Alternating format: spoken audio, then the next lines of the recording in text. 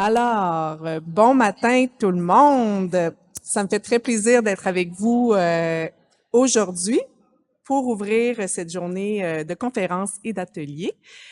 Alors, on va voir deux choses ensemble. Premièrement, dans la première partie de la présentation, je vais vous présenter pourquoi l'adolescence est une belle fenêtre d'opportunité pour le développement de la participation citoyenne. Ensuite, dans la deuxième partie, je vais parler d'une facette de la participation citoyenne qui me tient à cœur, c'est la mobilisation jeunesse en environnement. Donc, c'est ça qu'on va voir aujourd'hui. Alors, on m'a présenté tantôt, mais Anne-Sophie Deneau, Université Laval, je suis professeure en psychoéducation. Donc, la première partie, comme je disais tantôt, c'est voir comment les tâches développementales de l'adolescence mettent la table pour la participation citoyenne. Mais avant, on va activer un petit peu vos connaissances. Donc, j'espère vraiment que ça va marcher. Alors, je vous invite soit à scanner le code QR si vous êtes capable, ou d'aller sur wooclap.com puis vous mettez le code de l'événement qui est en lettres majuscules là-bas.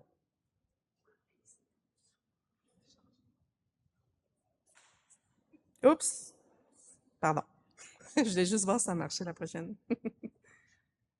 Est-ce que ça fonctionne? Ouais? Pas mal tout le monde est rentré ses codes? OK. Je vais attendre.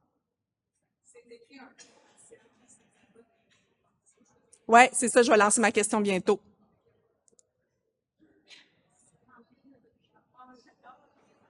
C'est bon? OK. Alors, euh, on va commencer par la première question. Quand je vous dis le mot adolescence, c'est quoi le premier mot qui vous vient en tête? Un seul mot, attention à l'orthographe, puis on va mettre une lettre majuscule pour que ça fasse un bon rendu. Donc, ça devrait marcher. Oh, ça a-tu marché? Non plus? Cliquez sur l'écran projeté pour lancer la question. Ça marche-tu? Ah! Maudit!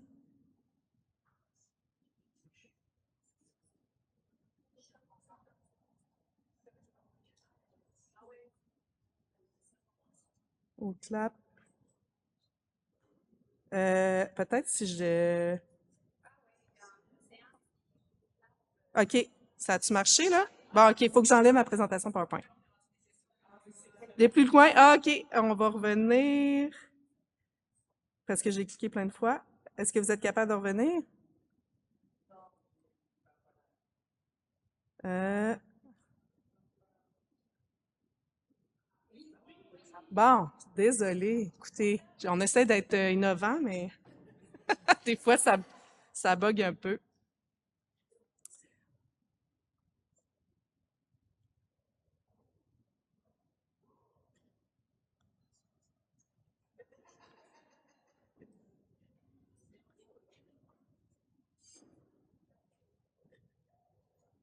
Ça progresse, ça progresse.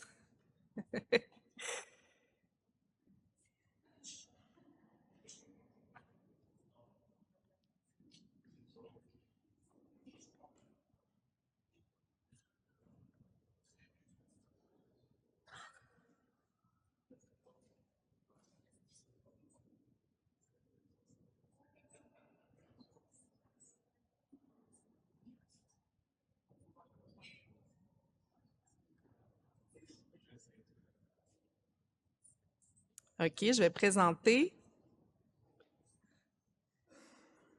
Et voilà, donc voilà ce qui ressort de vos réponses. Donc, vous avez mis développement, changement, découverte, apprentissage. C'est pas mal les plus gros qui ressortent. Euh, sinon, je vois pas le mot flemme.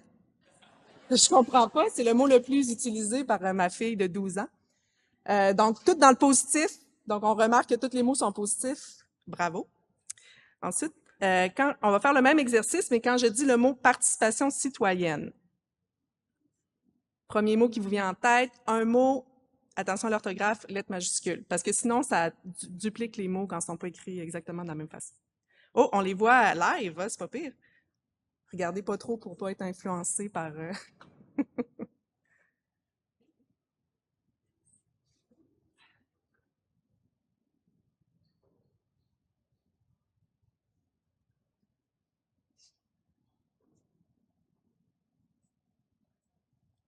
Donc, ça me semble assez consensuel.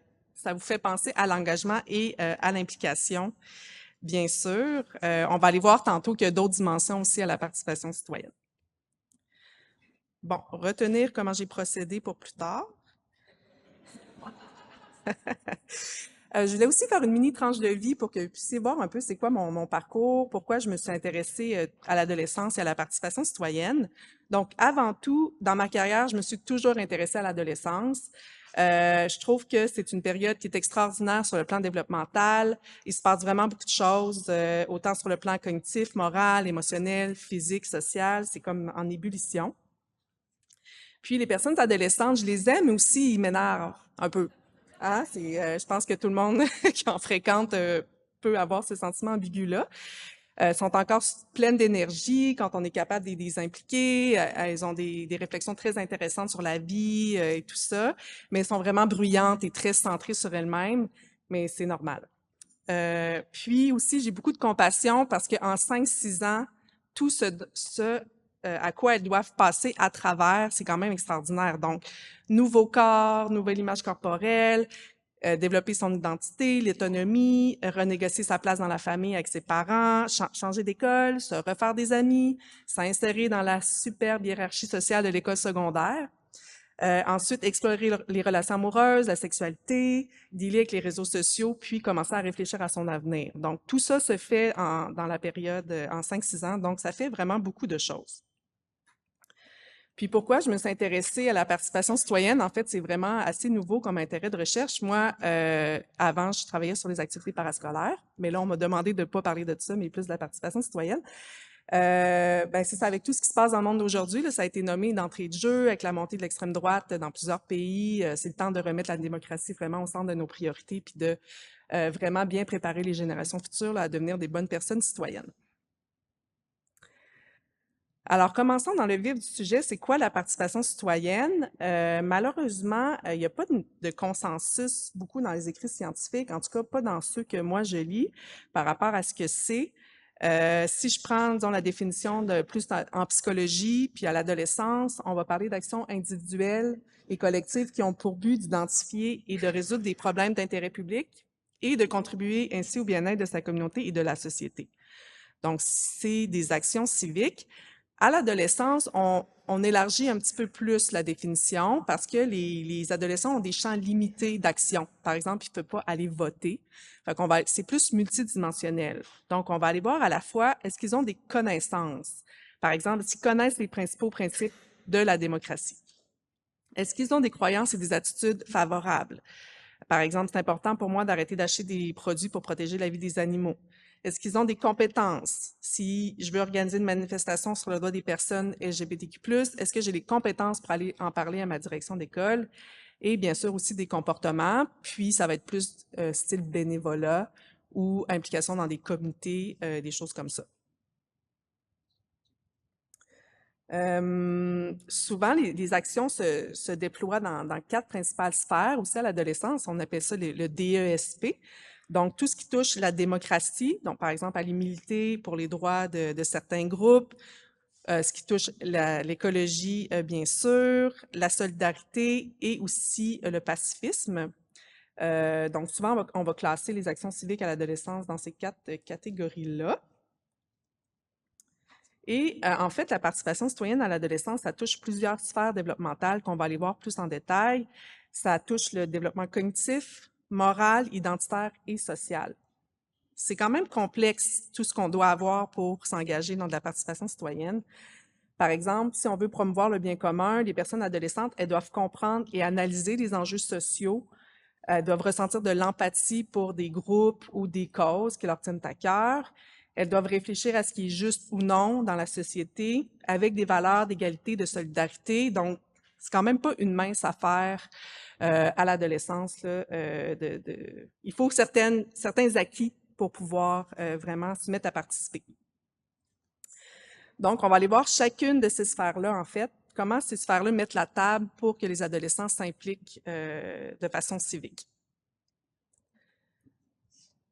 Donc, en premier, il y a un développement cognitif qui se fait. Donc, pour ceux qui travaillent auprès des adolescents, il y a vraiment une évolution dans les fonctions exécutives. Les adolescents sont plus capables d'être moins impulsifs, de plus réfléchir avant d'agir, puis d'être capables aussi de confronter des situations plus complexes. Donc, il y a vraiment beaucoup d'avancées sur le plan cognitif à l'adolescence. C'est la meilleure période, en fait. Après ça, ça décline. Alors, je suis désolée pour vous, mais c'est déjà fini. Ensuite, il y a l'émergence de la pensée formelle. Donc ça, c'est que les adolescents sont plus capables d'avoir une pensée abstraite, de penser, ça je vais revenir tantôt, de pensée abstraite, de sortir du concret pour faire des hypothèses, des choses comme ça. Donc ça aussi, c'est une avancée propre à l'adolescence. Il y a la métacognition qui devient vraiment présente aussi. Ça, c'est le fait de penser sur ses pensées. Donc, disons, on est assis puis on se dit « Ah, pourquoi je suis en train de penser à ça? Ah, comment ça? » Fait que là, ça se développe aussi plus à l'adolescence. Et la conscience et la connaissance de sa propre activité mentale, je viens de donner un exemple. Donc, on est plus conscient de à quoi on est en train de penser. On appelle ça la métacognition. Et finalement, il y a des avancées sur le plan de la cognition sociale. Ça, c'est penser sur les pensées des autres. Fait que c'est comme le jeu de la chaise. Mais si je dis ça, il va me dire ça, mais là, s'il me répond ça, moi, je vais lui dire ça, fait que là, il va me dire ça. Ou bien, je sais que tu sais, que je sais que tu sais que tu sais. Ça, les adolescents sont plus habiles pour commencer à jouer avec ces notions-là. Et ils comprennent aussi de mieux en mieux les signaux sociaux qui font en sorte qu'on peut se comporter de façon, comment dire, adéquate en société. On pense pas, mais oui, ça se produit quand même. Donc, c'est sûr que tout ça, ça met la table à la participation citoyenne. Par exemple, les adolescents vont mieux comprendre les enjeux, ils vont être capables de plus analyser des points de vue différents aussi, de se mettre dans la peau de l'autre, tu sais, qu'est-ce que l'autre personne vit, qu'est-ce que ça lui fait, remettre en question le statu quo, aussi réfléchir de façon critique. Donc, la participation citoyenne, ça fait appel, en fait, à des enjeux qui sont sociopolitiques complexes. Donc, c'est des enjeux d'actualité souvent complexes. Donc, il faut qu'on comprenne souvent plusieurs aspects d'une situation pour pouvoir s'intéresser à ces enjeux-là. Par exemple, les adolescents, s'ils veulent bien argumenter sur les enjeux liés au changement climatique, ils doivent apprendre à départager le vrai du faux sur les réseaux sociaux, puis c'est déjà une tâche cognitive qui est quand même assez complexe. Ensuite, il y a le développement moral qui fait aussi partie du développement cognitif. Donc, la capacité à poser des jugements moraux, réfléchir aux principes et aux valeurs universelles. Donc, qu'est-ce que je trouve qui est important pour la société? Puis aussi, développer leur propre système de valeurs et de principes. Puis souvent, qui vont vouloir se différencier aussi de leurs parents. Donc, ça amène toutes sortes de réflexions. Ensuite, il y a les émotions morales aussi qui se complexifient un peu. C'est sûr que la honte, la culpabilité, les enfants jeunes ont ça, mais les adolescents vont en avoir pour des situations plus abstraites qui les concernent pas nécessairement eux. Donc, ils vont se sentir coupables pour des situations de façon plus universelle et plus complexe, comme je viens de dire. Donc, ça aussi, ça se développe. Et le comportement moral, bien sûr, donc agir selon le respect des règles qui sont sociales et reconnues dans la société. Donc, le développement moral connaît vraiment beaucoup d'étapes importantes à l'adolescence. Dans les dilemmes éthiques, les adolescents vont être vraiment meilleurs que des enfants, par exemple. Pas meilleurs, mais capables d'asseoir leurs argumentations sur des principes et valeurs plus universels que juste moi, mon bonheur et mon plaisir. Par exemple, une bonne action pour un adolescent sera plus nécessairement jugée à la lumière de ce qui est approuvé par son entourage, mais aussi à la lumière des principes plus universels qui sont garants d'une société, par exemple, qui est plus juste pour les personnes. Donc, ça, on le voit dans les études scientifiques, il y a vraiment une évolution. Donc, ça aussi, ça met la table pour la participation citoyenne, bien sûr. Ça permet aux adolescents de réfléchir à ce qui est juste ou non, à se questionner sur l'équité, la solidarité dans la société, puis aussi à penser à sa propre responsabilité envers la société. Est-ce que moi, j'ai un rôle à jouer ou non pour rendre la société plus juste? Donc, encore une fois, la participation citoyenne, ça implique des enjeux existentiels qui sont complexes.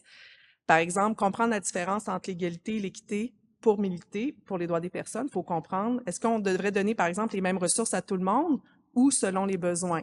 Ça peut amener un débat, par exemple, en classe, et les adolescents vont être capables d'argumenter plus vers, ben, on devrait peut-être y aller plus pour l'équité que l'égalité. Le développement identitaire, alors qui suis-je? C'est une grande question qui n'est jamais résolue en fait, mais à l'adolescence, encore une fois, il y a un gros boom. Donc, les adolescents, ils doivent établir leurs frontières personnelles. Par exemple, quand je fais ça, c'est vraiment moi, mais quand je fais ça, c'est pas vraiment moi. Donc, ils essayent de se construire une identité qui est unique, qui est différente de celle de leurs parents. Ils veulent aussi atteindre un sentiment de tout unifié, dans le sens où, dans n'importe quelle situation, ils ont l'impression d'être eux-mêmes. Fait que ça, c'est une grande tâche quand même. C'est même nous, des fois, on y réussit pas tout le temps. Mais à l'adolescence, on établit nos frontières personnelles pour avoir justement cette impression-là d'être un tout unifié dans les situations et dans le temps. Et ils vont faire ça en explorant puis en expérimentant différents rôles. Donc, c'est une belle période d'exploration, l'adolescence, comme vous le savez si vous en côtoyez. Pour faire ça, il faut se distancier de nos parents pour devenir une personne plus unique. C'est ce qui peut créer certaines tensions dans les familles, mais c'est tout à fait normal. Nos enfants, là, on est leurs idoles, puis à un moment donné, c'est plus ça.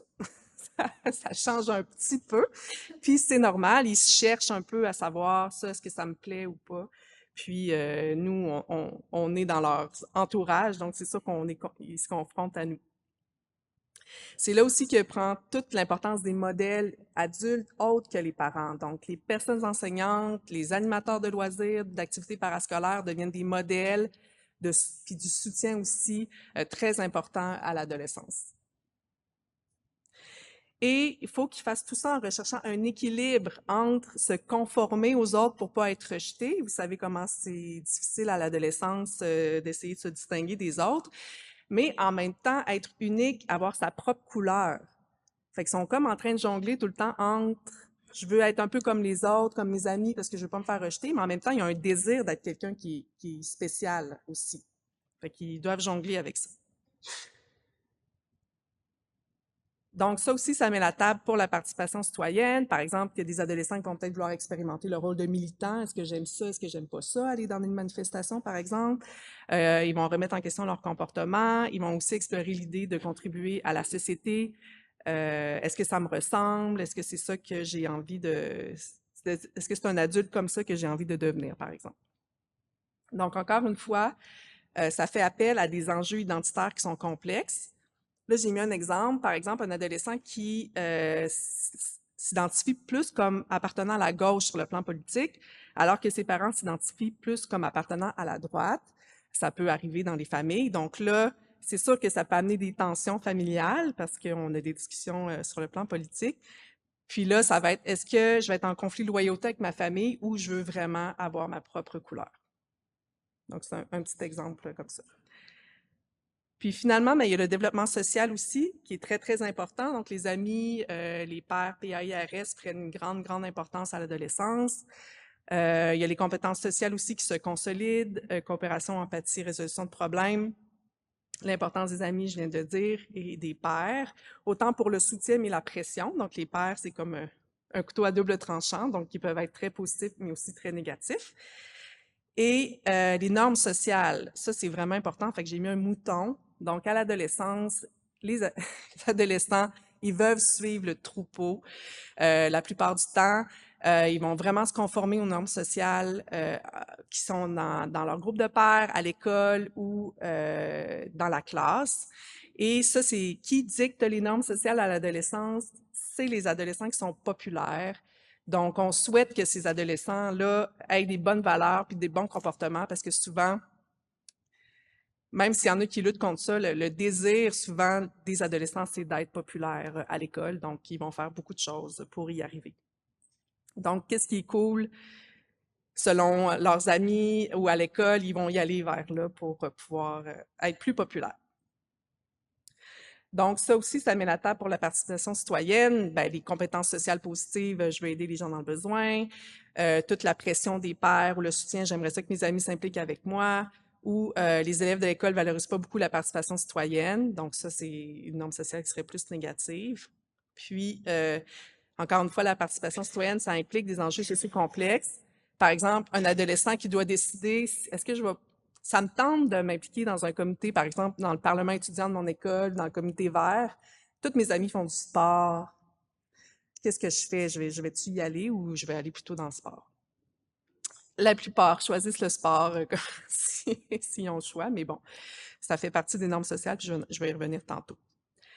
Donc, en résumé, je vous ai présenté comment des tâches développementales typiques de l'adolescence mettent la table pour la participation citoyenne, puis de garder ça en tête quand vous êtes en contact avec des adolescents, que toutes ces choses-là sont en train de se développer. Je voulais aussi vous présenter un modèle théorique qui porte sur la participation citoyenne, en fait.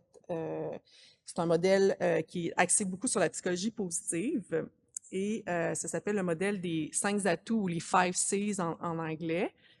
Ça identifie les atouts que les personnes adolescentes doivent développer au cours de l'adolescence pour contribuer à la société une fois rendues au début de l'âge adulte. Donc, c'est vraiment axé là-dessus.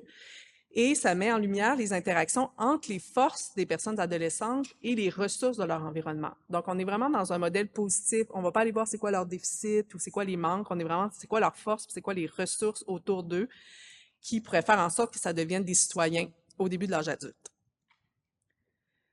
Et les ressources, on va parler du soutien des adultes significatifs de leur entourage, puis des opportunités créées par les institutions autour d'eux. Donc, toutes des choses qui vous concernent, bien sûr. Donc, vous avez un rôle central pour favoriser l'émergence et la consolidation des atouts que je vais vous présenter. Donc, le premier atout, c'est la compétence. Donc, le fait que l'adolescent ait des perceptions positives de ses capacités, puis aussi, il se sent capable de relever des défis. Donc, ça, c'est un des atouts que les adolescents devraient développer au cours de l'adolescence pour pouvoir contribuer à la société plus tard. Mais la participation citoyenne, les opportunités que les organismes communautaires ou les activités parascolaires mettent en place dans les communautés, ça peut aussi soutenir le développement de ces compétences-là. Par exemple, si un adolescent participe à un effort de reforestation, puis qu'il voit vraiment tangiblement qu'est-ce que ça fait, ben c'est sûr qu'il va se sentir bon, puis capable de relever des défis. Ensuite, il y a la confiance qui touche, c'est un peu comme l'estime, si on veut, la satisfaction générale envers soi-même, l'évaluation subjective de sa propre valeur, le sentiment d'être digne, d'être aimé et respecté. Donc, c'est un atout qu'on veut valoriser à l'adolescence. C'est très important. Puis, encore une fois, la participation citoyenne peut venir jouer là-dessus. Par exemple, une personne adolescente qui met sur pied un parlement étudiant à son école secondaire, puis qui voit que ça suscite de l'intérêt chez les autres élèves, c'est sûr que ça va être fier d'avoir mis ça en place, puis il va se sentir valorisé. Puis ça, ben, il faut que l'école accepte. Il faut comme qu'il y ait du soutien tout le temps d'adultes ou d'institutions derrière ça. Ensuite, il y a le caractère, qui en français, c'est une drôle de traduction, là, en anglais, c'est plus connu. C'est tout ce qui touche la moralité, donc l'intégrité morale, le sens de l'éthique, les respects des règles sociales, puis aussi le respect des autres cultures. Donc ça aussi, on devrait, vous allez avoir les PowerPoint après, je fais comme je dis à mes étudiants, mais c'est bien, prendre des notes, ça nous garde de toute façon bien dans la présentation. Donc, c'est ça, c'est aussi un atout qu'on devrait développer si on veut que nos adolescents soient de bons citoyens au début de l'âge adulte. Et la participation citoyenne nourrit aussi cet atout-là. Par exemple, si il y a un adolescent qui distribue des denrées alimentaires au centre communautaire de son quartier à des personnes immigrantes, puis qui voit c'est quoi la réalité de ces personnes-là, ben, c'est sûr qu'il va développer un respect aussi envers les autres cultures. Il y a aussi la connexion, donc tout ce qui touche la qualité des relations avec son entourage et l'institution, puis aussi le besoin de se sentir membre d'une communauté qui partage les mêmes valeurs. Donc, on oublie souvent cet aspect-là qui est plus communautaire, mais qui est tout aussi important. Par exemple, une personne adolescente qui rejoint le comité LGBTQ plus de son école, ben, va créer des liens sociaux avec des personnes qui vivent les mêmes réalités qu'elle. Puis là, ensemble, ils vont, par exemple, vouloir militer ou faire de la sensibilisation. Donc, ça aussi, c'est des opportunités qui peuvent permettre de développer cet atout-là. Et finalement, le dernier atout, c'est la compassion. Donc, tout ce qui touche l'altruisme et l'empathie envers autrui, donc agir pour le bien de l'autre sans rien attendre en retour, c'est ça qui est important. Et aussi mieux comprendre et ressentir ce que l'autre vit. C'est quelque chose qu'on veut développer aussi chez nos adolescents. Par exemple, une personne adolescente qui, de son propre gré, va aller faire du bénévolat dans une résidence, par exemple, auprès de personnes qui ont une déficience intellectuelle, va se rendre compte à quel point c'est gratifiant d'aller aider les autres. Donc, à la fois, ces atouts-là permettent d'être un bon citoyen rendu au début de l'âge adulte, mais à la fois, la participation citoyenne permet aussi les activités ou les opportunités, de participation citoyenne permettent de renforcer ces atouts-là tout au long de l'adolescence. Donc, c'est comme un modèle bidirectionnel, donc ça va dans les deux sens.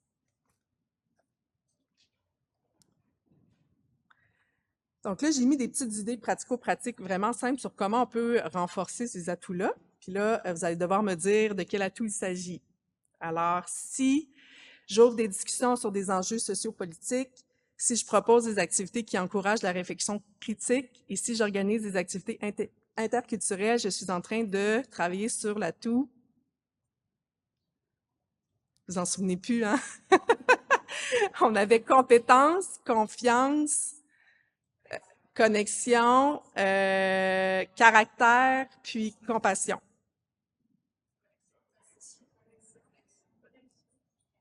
Caractère, oui, caractère. C'est vrai que ça se ressemble, il y a quand même des chevauchements entre les deux. Si je suis un modèle de bienveillance, si je les encourage à rendre service, si je les outille à l'écoute active, je suis en train de renforcer la compassion. Ouais, on voit qu'il y a de la compétition. C'est bon. Si je propose des activités pour leur faire vivre des réussites et je donne du feedback positif, je suis en train de renforcer la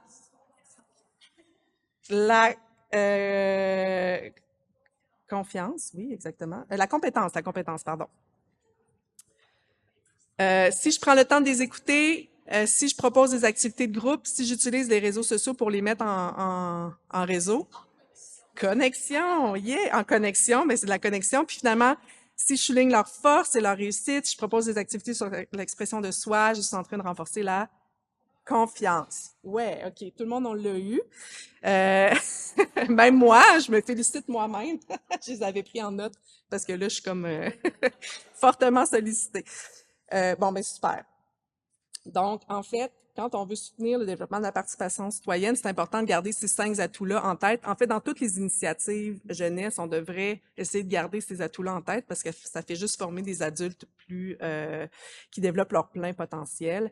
Puis ça représente des leviers d'intervention aussi là, pour promouvoir la participation citoyenne à l'adolescence. Alors, j'arrive bientôt à à la fin de ma première partie. Alors, les messages clés que j'aimerais que vous reteniez, c'est que l'adolescence, c'est vraiment une fenêtre d'opportunité pour la participation citoyenne, étant donné tous les changements qui sont associés. C'est le fun de partir ça tôt dans l'évolution des jeunes. Aussi, les personnes adolescentes ont plusieurs forces. Des fois, on pense juste à leurs défis ou à leurs déficits, mais c'est important d'aller découvrir c'est quoi leurs forces, puis de miser dessus. Et aussi, c'est important d'offrir des occasions structurées qui vont leur permettre de développer leurs atouts et aussi de mettre en pratique leurs compétences citoyennes. Donc là, voulez-vous prendre un petit 5 minutes pour vous lever, aller vous chercher un muffin avant que je commence ma deuxième partie ou... Ouais, parfait. Fait que là, il était 46, donc à 51, je recommence.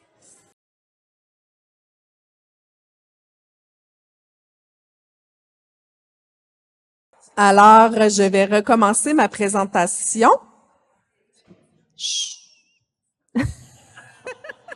sur la mobilisation jeunesse en environnement. Donc là, j'ai le WooClap.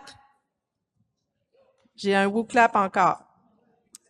Donc là, je vous invite à repenser à votre adolescence. Donc, replongez-vous dans votre adolescence. Et la question que je vous pose, c'est adoptiez-vous des comportements pro-environnementaux à l'adolescence? Là, je donne la définition. Autrement dit, faisiez-vous des efforts conscients pour atténuer l'impact négatif de vos activités personnelles sur l'environnement? Soyez honnête, là, on verra pas qui a répondu quoi. Wow, OK. C'était beau.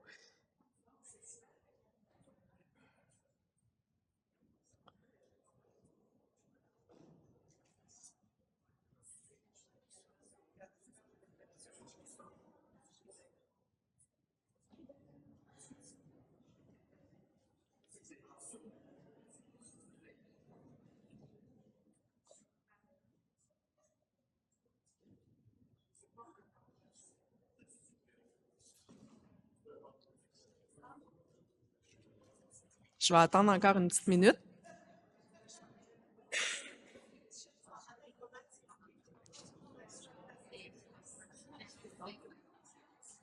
Ah oui, il y a un timer sur le... OK, OK. Ah, c'est parce que j'ai dit je vous laisse une minute. C'est bon.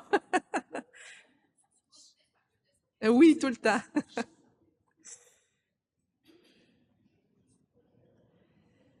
OK, fait que ça bouge pas tant que ça. Fait qu'on voit que c'est un petit peu moitié-moitié avec peut-être un petit peu plus de oui que de non. C'est un peu normal, c'était pas vraiment dans l'air du temps. Mais je sais pas c'est quoi l'âge de tout le monde, là, mais c'était pas vraiment dans l'air du temps, en tout cas moi, à mon adolescence. Ensuite, pour ceux et celles qui ont dit oui, c'est quoi les types de comportements environnementaux que vous adoptiez? Donc, il y a plus d'une réponse possible. Donc là, j'ai mis les typiques catégories, donc conservation de l'eau et de l'énergie, par exemple, prendre des courtes douches à l'adolescence, bonne chance. Mobilité, transport actif, donc prendre l'autobus plutôt que demander un lift à ses parents.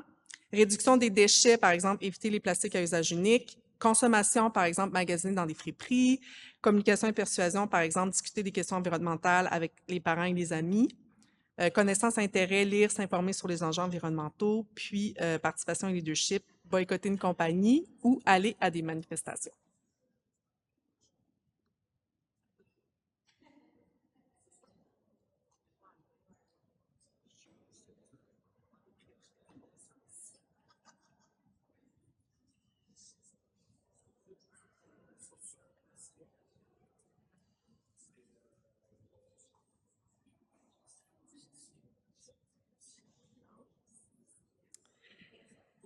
Donc, super. C'est super bien. Je me serais attendue, en fait, parce que je l'ai comme classé en ordre habituellement de prévalence. Donc, il y a beaucoup plus de monde qui vont... C'est plus facile de conserver de l'énergie, transport actif, tout ça, mais je vois qu'il y en a beaucoup quand même dans participation et leadership et tout ça. Donc, je vous félicite d'avoir fait ça à l'adolescence. Je vais aller à ma diapo. Je vais juste faire ça comme ça. Ouais. Alors, encore une fois, une tranche de vie de ma part. Donc, moi, mon premier geste environnemental, ça a été de boycotter McDonald's parce que j'avais entendu dire que ça rasait les forêts en Amazonie. Puis, ben là, 30 ans plus tard, ça n'a pas changé. Bon, c'était pas super cohérent parce que des fois, j'allais dans d'autres chaînes de fast-food, mais quand même, c'était aussi bien naïf. Sauf que j'ai quand même pas mal arrêté de fréquenter les fast-foods depuis l'adolescence. Aussi, ben, je magasinais dans les friperies parce que moi, dans mon temps, c'était la mode était au grunge. Fait que plus t'étais mal habillé, plus c'était beau. Fait que je sais pas si c'était ça. C'est sûr que ça a un petit peu changé depuis, disons, mais j'adore le retour en force des cotons wattés puis des pantoufles, là. Les ados, ils triplent là-dessus, c'est tant mieux. Puis aussi, je me rappelle que même à l'adolescence, j'étais naturellement émerveillée envers la nature. Donc, par exemple, les couchers de soleil, je trouvais ça vraiment beau, le vent dans les feuilles, tous des petits phénomènes simples de la nature, je trouvais ça bien beau, mais j'en parlais pas parce que mes amis, y auraient vraiment beaucoup ri de moi, donc c'est quelque chose que je gardais pour moi. En fait, ma mobilisation environnementale, elle a eu beaucoup d'étapes différentes dans ma vie. Donc, début vingtaine, là, quand je me suis débarrassée de ce que les autres pensaient, plus, je suis vraiment allée à fond. Donc, j'avais un fermier, un panier biologique. J'étais dans le début vingtaine, dans le quartier Saint-Jean-Baptiste. Il y a un fermier qui distribuait des paniers biologiques.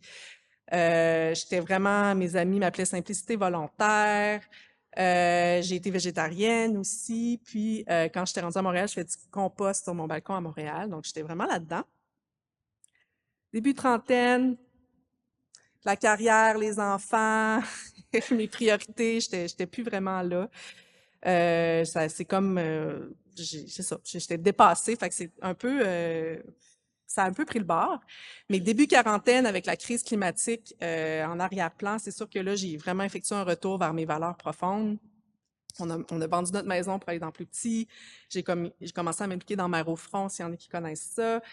J'ai commencé à fréquenter le marché de proximité, les épiceries zéro déchet. Puis même dans mon conseil de quartier, je me suis impliquée. Donc, même si je cherche encore un peu ma place là-dedans, c'est sûr que n'y aurait pas vraiment de retour en arrière possible. Et j'ai même changé mes intérêts de recherche comme professeur d'université après 15 ans.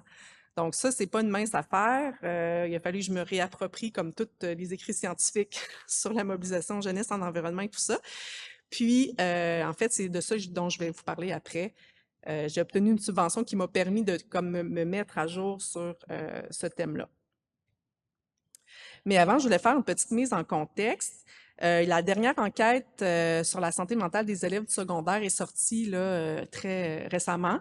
Ça, c'est vraiment une mine d'informations sur le bien-être des élèves du secondaire. Donc, 70 000 élèves du secondaire qui remplissent ce questionnaire-là. Puis, il y a des éditions, il y a plusieurs éditions. Puis, cette année, la nouveauté, c'est qu'ils ont ajouté une question sur l'éco-anxiété, qui est la réponse émotionnelle face à la menace posée par la crise du climat et la perte de la biodiversité. Et les résultats, quand je les ai vus, je suis un peu tombée en bas de ma chaise. Donc, un élève sur 5 a rapporté ressentir de l'éco-anxiété souvent, puis 1 sur 10, toujours ou presque toujours.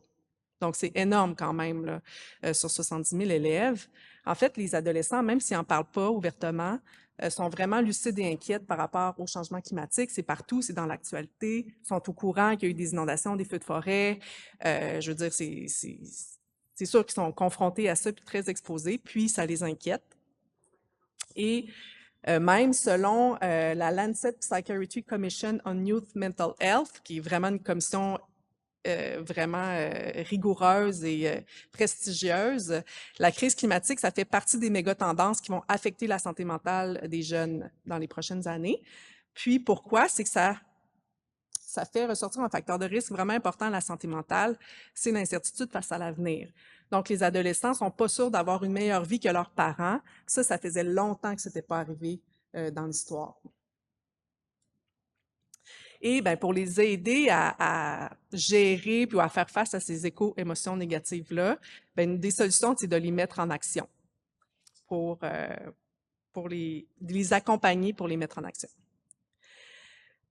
Parce que pour l'instant, c'est pas super des comportements pro-environnementaux à l'adolescence. Donc, avec des co-chercheurs, on a fait une étude sur la participation citoyenne. Là, ben, c'est ça, on n'est pas dans les 70 000 élèves, là, on a un échantillon plutôt de un petit peu moins que 1000 élèves, mais quand même. On les a questionnés sur leur participation citoyenne. Et au cours de la dernière année, puis 0 ont mentionné qu'ils étaient allés à une manifestation ou un rassemblement lié à des questions environnementales, contrairement, par exemple, à 30 qui ont participé à une activité de collecte de fonds ou qui ont aidé les membres de leur communauté et 50 qui ont fait du bénévolat. Donc, il y a d'autres participations, actions civiques qui sont posées, mais en environnement, dans l'échantillon, c'est pas ce qui est ressorti. Puis on leur a aussi demandé la fréquence de nos comportements pro-environnementaux au cours de la dernière année. Puis là, les chiffres que je vous montre, c'est 5 fois et plus dans l'année. Donc, même pas une fois par mois. Fait que c'est pas non plus très gros pourcentage. Bon, éviter de manger des produits animaux, on s'attend un petit peu à ça, donc c'est moins de 10 qui ont rapporté ça. Magasiner dans des friperies, c'est moins populaire que dans mon temps, donc on est aussi dans le 10 Discuter des questions environnementales, 5 fois et plus dans l'année, seulement 20 Éviter les plastiques à usage unique, on est plus dans le 40 Choisir un mode de transport actif, ça augmente aussi. Mais même recycler à l'école, à la maison, moi, j'aurais pensé que c'était 100 5 fois ou plus dans l'année, recycler, c'est même pas 100 c'est 80 Donc, on est un peu loin de ça. Mais fait que c'est important d'aller voir c'est quoi les facteurs qui vont faire en sorte que les adolescents vont adopter des comportements pro-environnementaux. Donc, pour faire ça, j'ai fait une revue de la portée, puis je vais vous présenter les facteurs qui ressortent le plus qui peuvent promouvoir l'adoption de ces comportements-là. Donc, premièrement, c'est les attitudes pro-environnementales. Donc, un adolescent qui va faire des comportements va avoir des attitudes à la base pro-environnementales. Par exemple, il va trouver important d'éviter les plastiques à usage unique. Il y a aussi la perception d'efficacité personnelle. S'il se sent capable de réduire, par exemple, sa consommation de plastique à usage unique, il va le faire. Donc, c'est une perception d'être capable d'émettre un comportement, ça va l'aider. Il y a aussi les connaissances. Donc, plus il connaît des concepts propres à l'écologie, au climat, tout ça, plus il y a de connaissances, plus il va être susceptible d'émettre des comportements pro-environnementaux. Le sentiment de connexion avec la nature aussi. Donc, ça, c'est l'état de bien-être qu'on a quand on est en nature, ou le sentiment d'être vraiment lié à tous les êtres vivants, pas seulement aux humains. Ça va faire en sorte que la personne adolescente va faire plus de comportements pro-environnementaux. Et les inquiétudes liées au changement climatique.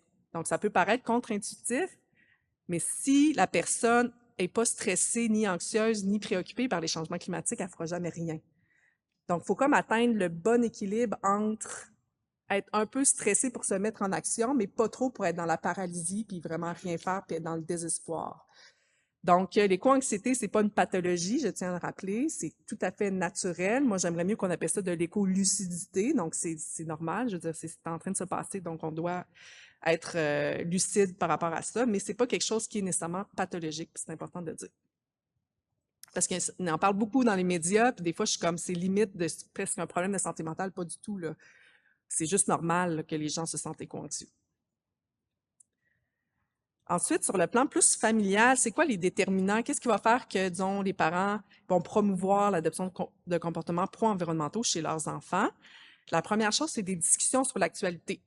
Donc, dans les familles où on discute de l'actualité, pas juste environnementale, des enjeux sociaux, politiques, environnementaux, les jeunes sont au courant. Par exemple, parler des élections fédérales, là, comme il vient de se passer avec mes parents, ils vont être plus allumés, ça développe leur conscience critique aussi sur les enjeux, donc plus susceptibles de s'impliquer. Et bien sûr, les comportements pro-environnementaux de leurs parents. Donc, les parents sont encore des modèles importants à l'adolescence. Ça leur donne aussi ça leur fournit des opportunités de s'impliquer.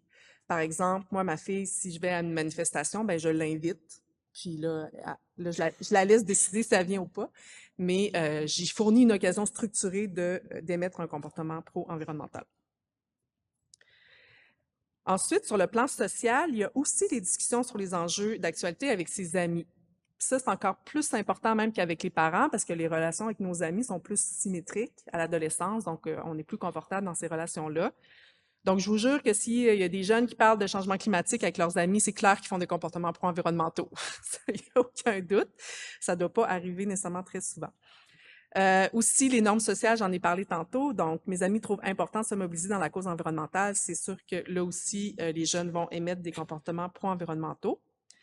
Puis, pour ce qui touche plus les facteurs scolaires et communautaires, ben, un facteur central à l'école, c'est l'éducation relative à l'environnement qui est intégrée dans le cursus scolaire. Donc ça, c'est la clé parce que tous les élèves sont exposés au contenu, tous les élèves ont des connaissances. Donc, c'est une façon universelle d'émettre des connaissances. Et bien sûr, les opportunités plus informelles, donc ça vous concerne peut-être plus, donner des opportunités d'implication à la municipalité, dans les organismes communautaires ou à l'école, par exemple, faire partie du comité vert de l'école, c'est vraiment important. C'est souvent les premières occasions structurées que les adolescents vont avoir accès pour commencer à s'impliquer sur le plan environnemental et qui vont commencer aussi à développer leurs compétences aussi dans ces eaux-là. Donc, c'est vraiment, vraiment important d'offrir des opportunités.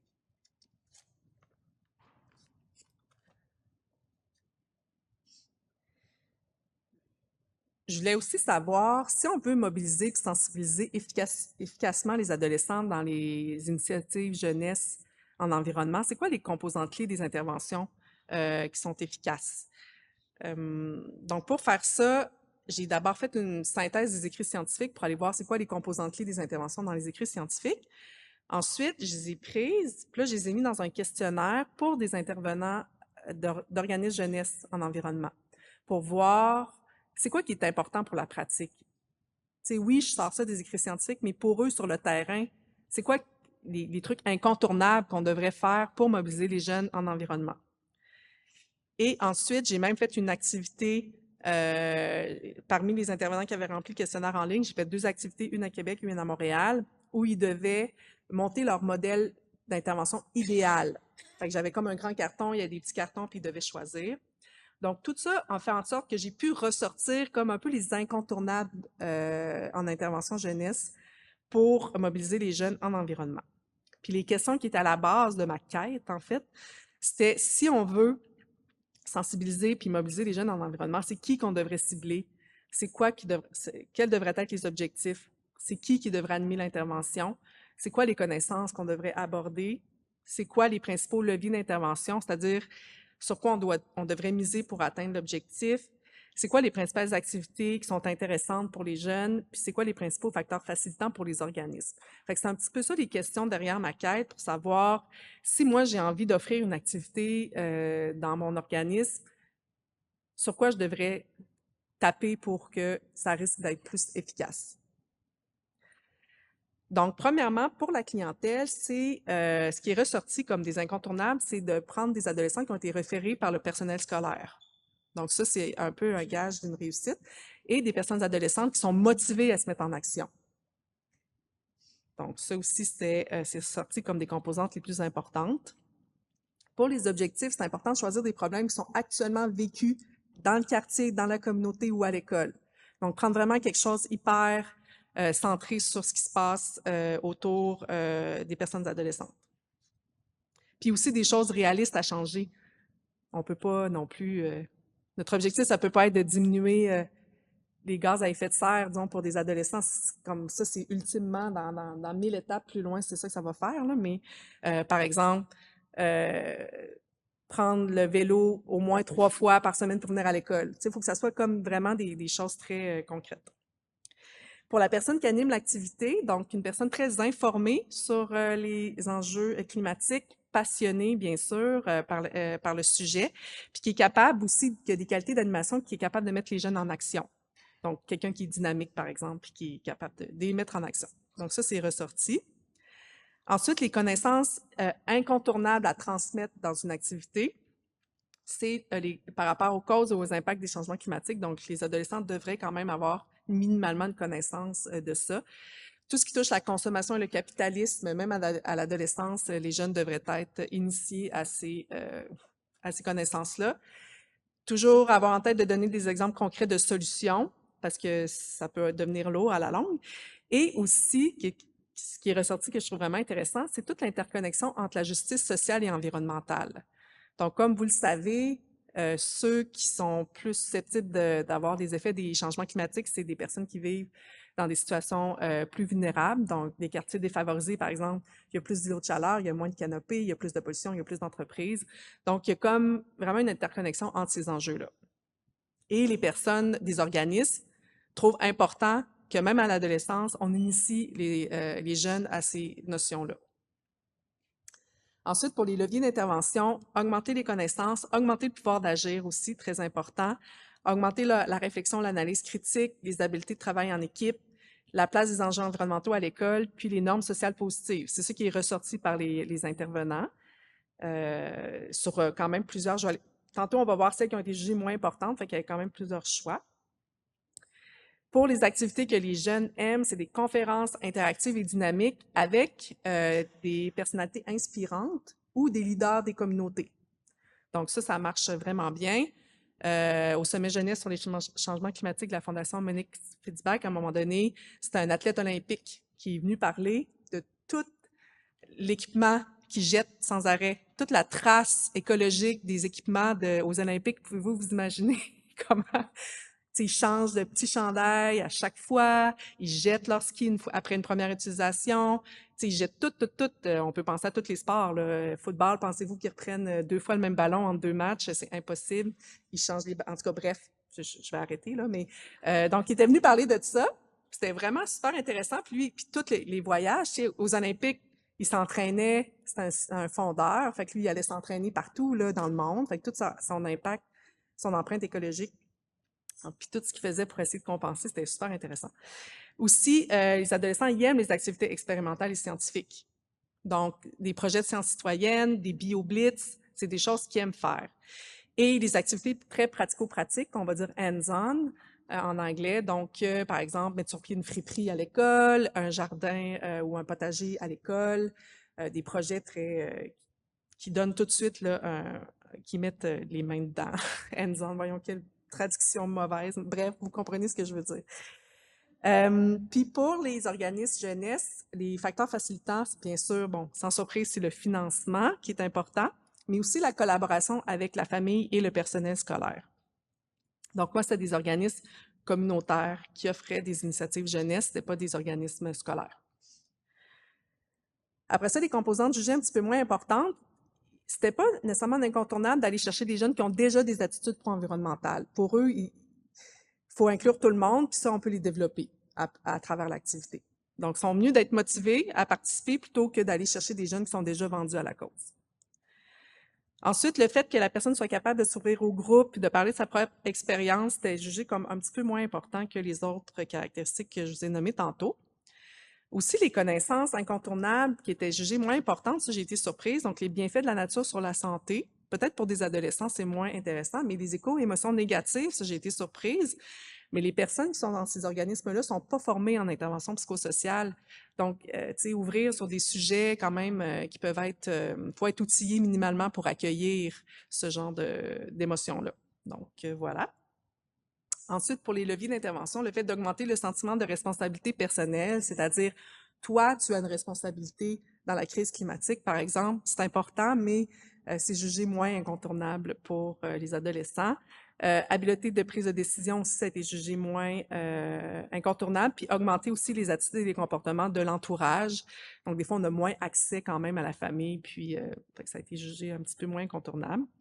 Les activités d'observation de la nature, quand il n'y a aucune intervention, c'est juste donc aller prendre une marche dans un parc ou dans un parc nature, disons de la CEPAC, sans qu'il y ait une sensibilisation, ça marche pas trop. Puis, la présence de partenaires, on juge ça aussi un petit peu moins important. Je pense qu'ils sont déjà très fonctionnels, les organismes que j'ai sollicités, donc ils trouvaient ça moins important. Puis, finalement, les composants clés qui ont été moins consensuels, c'est-à-dire qu'il y avait des intervenants qui trouvaient que c'était important, d'autres moins. Premièrement, pour les savoirs, il y avait les savoirs traditionnels autochtones. Donc, il y en a qui trouvaient ça super important que les adolescents aient des connaissances de ces savoirs-là, d'autres jugeaient ça un petit peu moins important. Augmenter le sentiment de connexion avec la nature, ça aussi, j'ai été surprise. Donc, il y en a qui trouvaient ça super important, d'autres un peu moins. Moi, personnellement, je trouve que c'est la base, mais ça, c'est mon opinion personnelle. Les activités créatives aussi ont été jugées aussi un peu moins consensuelles. Pour avoir été dans des activités jeunesse, c'est quand même des activités qui sont vraiment le fun pour quand c'est bien adapté aux jeunes, là. Ça peut être quand même intéressant. Donc, toute cette démarche-là, c'était pour essayer d'aider les organismes jeunesse ou des personnes qui voudraient mettre sur pied des activités à réfléchir ou à donner de l'information sur c'est quoi les composantes incontournables qu'on devrait avoir dans nos initiatives jeunesse. Je voulais, c'est ça, en fait, croiser les savoirs scientifiques, mais aussi expérientiels des gens du terrain pour voir qu'est-ce que je peux faire sortir de tout ça.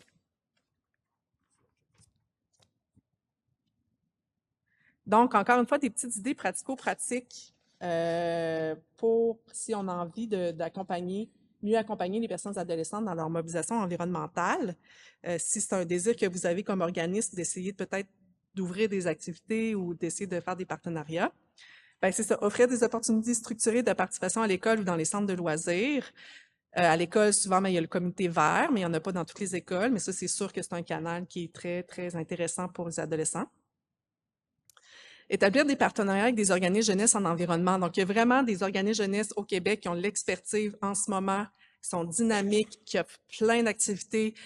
Si c'est à un groupe, une classe, des activités en nature, il y a vraiment une belle écologie. Je pense, par exemple, à la Fondation Monique Fitzbach, que j'ai nommée tantôt, le Lab 22, qui va y avoir une personne du Lab 22 tantôt, très actif, le YMCA avec leur comité Sévère, aussi qui attire beaucoup de jeunes. À Québec, il y a le groupe G3E qui est sur la conservation de l'eau, la coop FA aussi qui viennent dans les classes faire des ateliers, et Environnement Jeunesse aussi. Mais eux, c'est plus 15-29 ans, mais aussi très, très dynamique, qui organisent vraiment beaucoup d'activités pour les jeunes. Donc, il y en a des, vous n'avez pas besoin de réinventer la roue, là. Vous pouvez vraiment établir des partenariats avec des gens qui ont déjà l'expertise. Identifier des enjeux environnementaux dans votre communauté qui sont à la portée des personnes adolescentes. Donc, des fois, on se pose pas tout le temps la question, mais c'est quoi dans votre communauté l'enjeu? Est-ce que c'est le manque de canopée? Est-ce que c'est la pollution de l'air? Est-ce que c'est, on voudrait déminéraliser un gros stationnement? Chaque communauté a ses enjeux propres.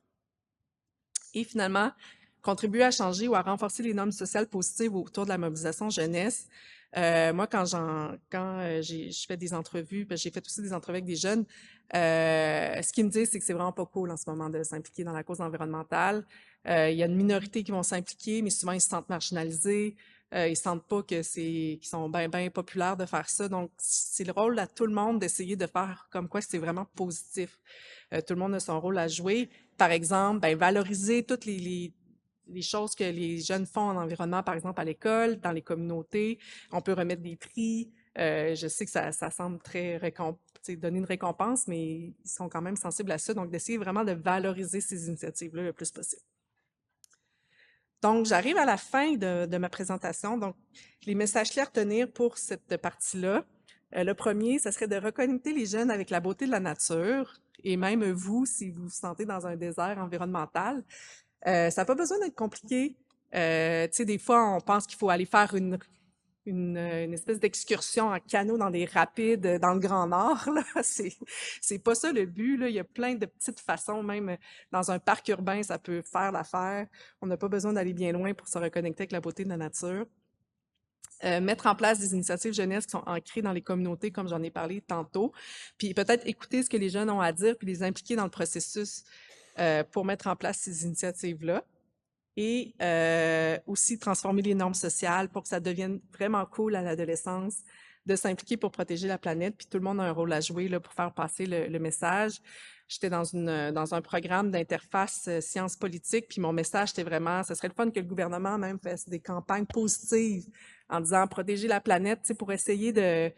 Tout le monde a un rôle à jouer, les parents, les amis, les adultes significatifs, même le gouvernement pourrait aussi mettre en place des campagnes de sensibilisation.